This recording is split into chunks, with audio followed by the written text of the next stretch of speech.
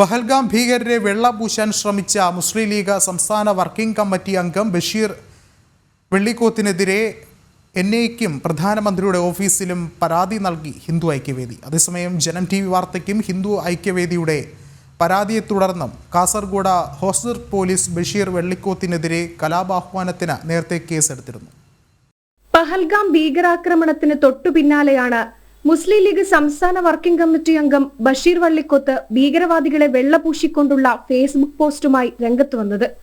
ആക്രമണത്തിന് പിന്നിൽ രാഷ്ട്രീയ താൽപര്യങ്ങളാണെന്നും ആക്രമണം മറ്റാരോ ആസൂത്രണം ചെയ്ത് മുസ്ലിങ്ങളുടെ പേരിൽ ചാർത്തുന്നു എന്നുമായിരുന്നു ലീഗ് നേതാവിന്റെ ഫേസ്ബുക്ക് പോസ്റ്റ്. ഫേസ്ബുക്കിലൂടെ ദേശവിരുദ്ധ പ്രചാരണം നടത്തിയെന്നും തീവ്രവാദികളെ പിന്തുണച്ചെന്നും ഭീകരാക്രമണത്തെ വെള്ളപൂശാൻ ശ്രമിച്ചു എന്നും ഇതിനെതിരെ കേന്ദ്ര ഏജൻസികൾ നടപടിയെടുക്കണമെന്നും ചൂണ്ടിക്കാട്ടിയാണ് ഹിന്ദു ഐക്യവേദി കാസർഗോഡ് ജില്ലാ പ്രസിഡന്റ് ഷാജി പ്രധാനമന്ത്രി നരേന്ദ്രമോദിക്കും അമിത്ഷായ്ക്കും എൻഐക്കും പരാതി നൽകിയിരിക്കുന്നത്.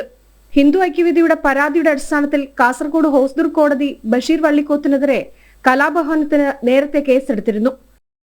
ജനം, കോഴിക്കോട്.